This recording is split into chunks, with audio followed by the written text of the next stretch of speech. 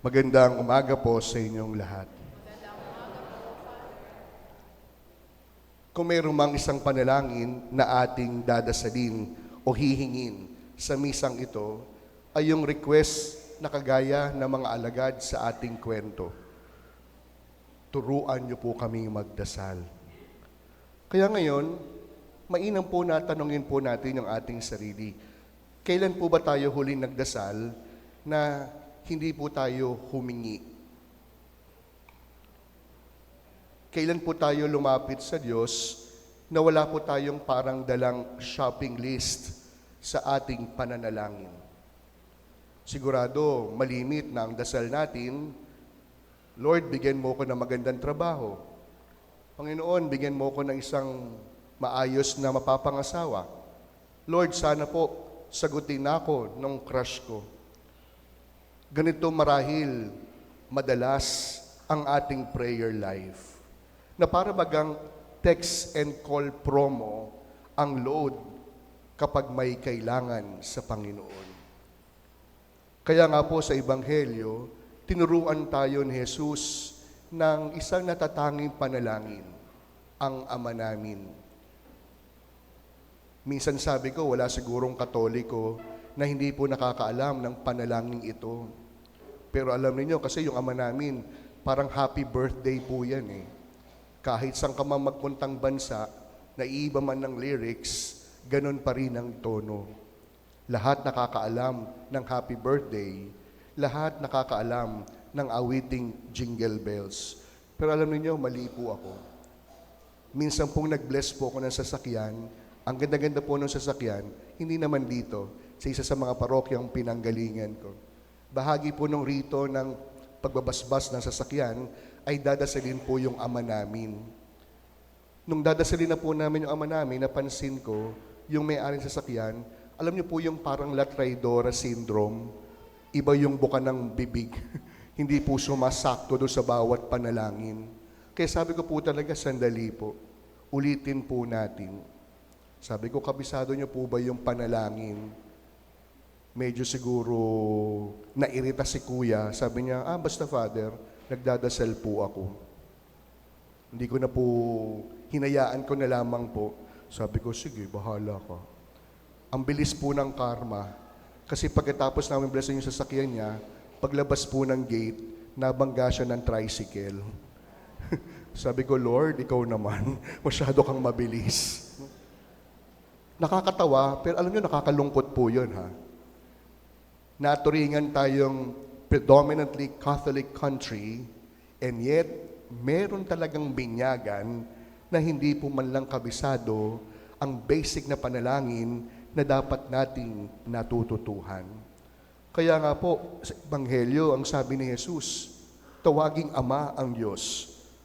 Hindi sinabing, O Hari namin makapangyarihan sa lahat, kundi sinabi niya, tawagin ng Diyos bilang Ama. Ibig sabihin, may ugnayan, may relasyon, hindi lamang simpleng transaksyon. And that is, my dear friends, the first point of our reflection. When we pray to God, you always have to remember that God is a Father. At kung ang Diyos ay tatay, tayong tumatawag sa Kanya, tayo ay Kanyang anak. At ang bawat isang lumalapit sa Ama, ang tawag doon, magkakapatid. Pero aminin po natin, mga minamahal kong mga kapatid, minsan po ang dasal natin, hindi naman parang dasal ng para sa tatay. Minsan na dasal natin, parang customer service call kapag tayo'y nagdarasal. Anong ibig ko pong sabihin? Parang ganito, pag magdadasal, sasabihin, Hello Lord, may problema po ako. Press 1 kung ready ka nang makinig. Press 2 kung urgent. Press 3 kung may sagot ka na. Kahit ito po ang siyang unang bagay na dapat nating maunawaan. Sa ating pagdadasal, ang Diyos Ama ang ating kinikilala. Pangalawa, isinalaysay ni Jesus ang isang kwento patungkol sa katotohanan ng pagdarasal. Nagsalaysay si Jesus ng isang kwento ng isang kaibigang kumakatok ng hating gabi upang upang manghingi ng makakain. Napag-isip ako, sa totoo lang, kung Pilipino siguro yon, malamang sasabihin niya, hoy, bukas na, tulog na ang buong barangay. Pero ano po yung puntong ibinibigay ni Jesus? Ang sabi sa dulo, tatayo, magbibigay ng hinihingi, hindi lamang dahil dun sa kanilang ugnayan, kundi dahil sa kanyang pangungulit. Kaya nga po, mapipilitang tumulong yung kaibigan sapagkat naroon ang kaibigang ayaw umalis at nangungulit. Paano pa kaya ang Diyos Ama na ating nilalapitan? Kaya ngayong umagang ito, kung ang aking unang tanong kanina, kailan po yung huling dasal na wala po kayong hiningi? Kailan po yung huling panalangin na simpleng nagpasalamat lamang sa maraming biyaya na patuloy nating tinatanggap? Sa ating buhay, marami po tayong mga panalangin natutuhan. Meron pong panalangin ng mga takot. Anong sabi nila, Lord, huwag niyo po sanang hayaang malaman ng nanay ko yung bagsak kong grades. Abay, mantakin ninyo kahit yung Diyos sinama sa kalokohan. Pangalawa, yung dasal naman po ng nakakatakot. Lord, sana madapa po siya. Abay, mantakin ninyo, kung lahat ng panalangin pinapakinggan ng Diyos, siguro marami nang nadapa. Siguro marami nang naaksidente. Siguro marami nang nahirapan sa bawat panalangin na ating sinasambit. O kaya naman yung dasal po pag panahon ng exam. Lord, bigyan niyo po ako ng karunungan, pero kung ating titignan, hindi naman nag-aral. Kaya yung iba, ang dasal, Lord, bigyan mo ko hindi lamang ng karunungan, bigyan mo ko ng maliwanag na mata para makita ko ang sagot ng aking katabi. No? Mga minamahal ko mga kapatid, ang tunay na dasal, hindi lamang po yung panahon ng may emergency. Makaka-relate po kayo dito. May mga taong magdadasal kapag sa panahon lamang ng pangangailangan. Yung man tipong kapag sakit ng ulo, okay lang. Sakit ng tiyan, ayos pa yan. Magdadasal, bakit? Kasi cancer na eh. Magdadasal, bakit? Kasi may tumor na eh. Magdadasal, bakit? Kasi nasunugan eh. Kaya yung panalangin po, hindi lamang po panahon ng emergency. Ang tunay na dasal, una, may ugnayan, may relasyon. At kahit kayo, aamin kayo, ayaw po natin yung kaibigan na makakaalala lamang tayong i-text at kamustahin kapag mayroon siyang kailangan. Kaya nga hindi ba, sa panahon daw natin ngayon, kabahan ka. Kapag nakatanggap ka ng text ng kumusta, nang lalong hindi naman siya palagi nagte-text sa'yo. Kasi ang kasunod nun, pautang naman. Hindi natin gusto yung kaibigang nakakaalala sa panahon lamang ng pangangailangan. At pangalawa, ang pananalangin ay matapos magkaroon ng ugnayan, naroon yung pagtitiwala. Naroon yung pagtitiwala na tutugunin ng Panginoon ang ating bawat pinagdarasal. Kaya ano po yung dapat nating matutuhan ngayon sa Prayer 101? Una, manalangin tayo bilang isang anak. Hindi bilang isang customer. Sapagkat ang Diyos na ating pinagdarasalan, isang tatay, isang ama. Hindi po natin kailangan ng mga magic words para pakinggan tayo ng ating ama. Sapat na po tayong magdasal at umapit sa Kanya at sigurado, makikinig po siya. Yun nga lang po, dapat handa po tayong tanggapin ang bawat tugon ng Diyos sa panalangin natin. May isang pelikula po ako napanood, ang sabi niya, sometimes people would pray to God expecting that God will give everything. Sabi po nung karakter, what do you think?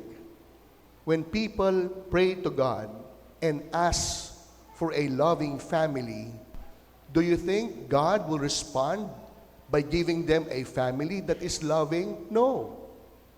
But rather, God will give them opportunities in the family to express their love. Sa tingin mo, kapag humingi ka sa Diyos, Panginoon, palakasin niyo po ako. Hindi tayo bibigyan ng Diyos ng isang formula para lumakas. nakabalot pa ng maganda sa isang box, kundi kapag nagdasal tayo sa Diyos ng Panginoon, bigyan mo ko ng kalakasan, ang ipagkakaloob niya, pagkakataon upang tayo ay maging malakas.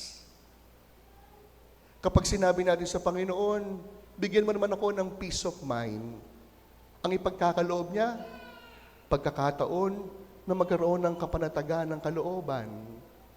Kagaya ng pag nakasalubong ang kaaway, makipagbati, makipag-ayos, upang magkaroon ng kapayapaan. Kaya nga po mga minamahal kong mga kapatid, sa ating pananalangin, kung tayo nagdarasal bilang anak sa ating Ama, marapat lamang magtiwala na ibibigay niya ang the best para sa atin. Kaya po sa pagpapatuloy ng ating pagdiriwang, huwag lamang po tayong magdasal pag meron tayong kailangan. Alam nyo, tabi-tabi po, isa po yan sa mga sakit natin dito sa Peña Francia. Pag kung meron tayong paayuda, ang daming taong bigla. Pag meron tayong pamigay, napupuno. Although hindi naman palagi. No? Ngayon, wala tayong pamigay, pero ang daming taong nagsimba. Ang minsan pa nga pong malungkot doon, aanyayahan natin magsimba, darating tapos na yung misa. Galit pa sila pag wala sila sa listahan. Kaya lagi ko sasabihin, kayo naman, nagalit kayo nung wala kayo sa listahan? Nagalit ba ako nung hindi kayo nagsimba? Kaya wag lamang po tayong lalapit sa Diyos kapag emergency case na. Wag lamang tayong magdadasal sa panahon ng pangangailangan. Magdasal tayo kahit okay pa. Magdasal kahit walang load ng problema. Kasi ang Diyos, hindi lang emergency hotline, kundi ang Diyos ay isang Ama na laging online para sa mga anak. Sa pagpapatuloy po ng ating pagninilay, isang quote po yung aking nabasa. Ang sabi po ng quote, God answers all our prayers. Totoo naman daw po yun. Sinasagot ng Diyos ang lahat ng ating dasal. Ang una niyang dasal, ang sabi ng quote, if you are not right, the answer of God is no. Anong ibig sabihin?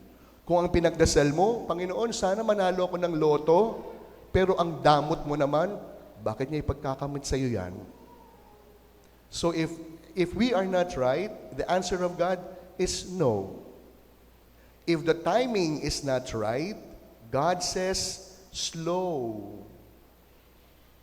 When you are not right, God's answer is grow. That is why when everything is all right, God's answer is go. Kaya sa pagpapatuloy po ng ating misa, hindi siguro kalabisan kung ang tanging ating kahilingan sa pagdiriwang nating ito, Panginoon, turuan mo akong magdasal. Mangyayari lamang iyan kung una, makikita ang Diyos bilang Ama, magkakaroon tayo ng ugnayan. Pangalawa, pag nakita ang Diyos bilang Ama, naroon ang pagtitiwala na ang bawat maganda ipagkakaloob sa atin.